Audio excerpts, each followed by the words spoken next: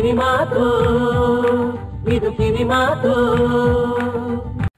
ತುಪ್ಪ, ಆಹಾ, ಅದರ ವಾಸನೆ ನಮ್ಮ ಮೂಗಿನ ಹೊಳ್ಳೆ ಒಳಗೆ ಹೋಗಿ ಮನಸ್ಸನ್ನೆಲ್ಲ ಆವರಿಸ್ಕೊಂಡ್ರೆ ಎಂಥ ಆಹ್ಲಾದ. ತುಪ್ಪದ ಮಹತ್ವನೇ ಹಾಗೆ ಅಲ್ವಾ? ತುಪ್ಪ ಸಾಲ ಮಾಡಿ ಆದರೂ ತಿನ್ನಿ ಅಂತ ಹಿರಿಯರು ಹೇಳಿದ್ದಾರೆ. ತುಪ್ಪ ದೇಹಕ್ಕೂ ಒಳ್ಳೇದು ರೀ. ಅದರಲ್ಲೂ ಹಸುವಿನ ತುಪ್ಪ ತಿಂದ್ರೆ ದಪ್ಪನೂ ಆಗಲ್ವಂತೆ. ಹಾಗಾದ್ರೆ ಇದ್ಯಾಕೆ ಯೋಚನೆ, ಜಮಾಯಿಸ್ಬಿಡಿ ತುಪ್ಪನ. ತುಪ್ಪ ಇಲ್ಲದ ಊಟ ಊಟನೇ ಅಲ್ಲ. ಇಡ್ಲಿ ಆಗಲಿ ದೋಸೆ ಆಗಲಿ ಒಂದು ಮಿಳ್ಳೆ ತುಪ್ಪ ಹೀಗೆ ಬಿಟ್ಟರೆ ಅದ್ರ ರುಚಿನೇ ಬೇರೆ.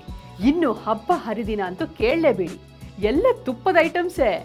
ಹೋಳಿಗೆಗೆ ತುಪ್ಪ ಇಲ್ಲದೆ ತಿನ್ನಕ್ಕಾಗತ್ತಾ? ನೀವೇ ಯೋಚನೆ ಮಾಡಿ. ಹೌದು, ಆದರೆ ಈ ತುಪ್ಪ ತಿನ್ನೋದ್ರಲ್ಲೂ ಒಂದು ಸಮಸ್ಯೆ ಇದೆ. ಅದೇನು ಅಂತ ನಾನಿವಾಗ ನಿಮ್ಗೆ ಹೇಳ್ತೀನಿ.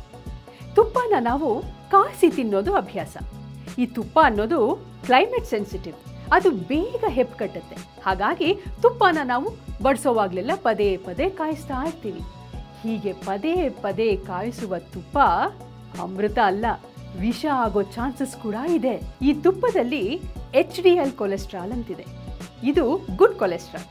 ಇದು ನಮ್ಮ ದೇಹಕ್ಕೆ ಬಹಳ ಅನುಕೂಲ. ಚರ್ಮಕ್ಕೆ, ಜೀವಕೋಶಗಳಿಗೆ ಇದು ಒಳ್ಳೆಯದು.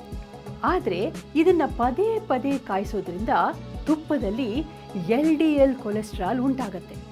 ಈ LDL ಕೊಲೆಸ್ಟ್ರಾಲ್ ಉಪಯೋಗಿಸೋದ್ರಿಂದ ನಮ್ಮ ಹೃದಯ ಸಂಬಂಧಿ ಕಾಯಿಲೆಗಳು ಉಲ್ಬಣವಾಗಬಹುದು, ಹಾರ್ಟ್ ಅಟ್ಯಾಕ್ ಕೂಡ ಆಗಬಹುದು.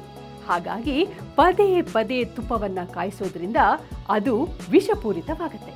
ಹಾಗಾದ್ರೆ ನಾವೇನ್ ಮಾಡಬೇಕು? ಬೆಣ್ಣೆ ತೆಗೆದು ತುಪ್ಪ ಕಾಸಿ ಇಟ್ಟಿರ್ತೀವ, ಅದರಲ್ಲಿ ನಮಗೆ ಆ ದಿನಕ್ಕೆ ಎಷ್ಟು ಬೇಕೋ ಅಷ್ಟು ಮಾತ್ರ ತುಪ್ಪವನ್ನು ತೆಗೆದು ಕಾಸಿ ಬಳಸಬೇಕು. ಅಕಸ್ಮಾತ್ ಉಳಿತಾ ಅದನ್ನು ಗಟ್ಟಿಯಾಗಿ ಹರಳಾಗೆ ಉಳ್ಕೊಳ್ಳಿ, ಅದನ್ನು ಹಾಗೆ ಬಳಸ್ಕೊಳ್ಳಿ, ಅದನ್ನು ಮತ್ತೆ ಕಾಸಕ್ಕೆ ಹೋಗಬೇಡಿ. ಗೊತ್ತಾಯ್ತಲ್ಲ ವೀಕ್ಷಕರೇ? ಪದೇ ಪದೇ ಹೀಗೆ ತುಪ್ಪವನ್ನು ಕಾಯಿಸೋದ್ರಿಂದ ಅದರ ರುಚಿನೂ ಹಾಳಾಗತ್ತೆ, ವಾಸನೆನೂ ಹೋಗುತ್ತೆ, ಜೊತೆಗೆ ನಮ್ಮ ಆರೋಗ್ಯನೂ ಹಾಳಾಗತ್ತೆ. ಹಾಗಾಗಿ ನಮಗೆ ಎಷ್ಟು ಬೇಕೋ ಅಷ್ಟು ತುಪ್ಪವನ್ನು ಕಾಸಿ ಅದನ್ನು ಪೂರ್ತಿಯಾಗಿ ಬಳಸಿ, ಉಳಿಸಬೇಡಿ. ಉಳಿದ್ರೆ ಅದನ್ನ ಹಾಗೆ ಗಟ್ಟಿಯಾಗಿ ಬಳಸಿ. ಅರ್ಥ ಆಯ್ತಲ್ಲ? ಈ ವಿಡಿಯೋ ಇಷ್ಟ ಆದಲ್ಲಿ ಲೈಕ್ ಮಾಡಿ, ಶೇರ್ ಮಾಡಿ, ಹಾಗೂ ಇನ್ನೂ ಹೆಚ್ಚಿನ ವಿಡಿಯೋಗಳಿಗೆ ನಮ್ಮ ಚಾನೆಲ್ ಅನ್ನು ಸಬ್ಸ್ಕ್ರೈಬ್ ಮಾಡಿ ಹಾಗೂ ಬೆಲ್ ಬಟನ್ ಒತ್ತಿ.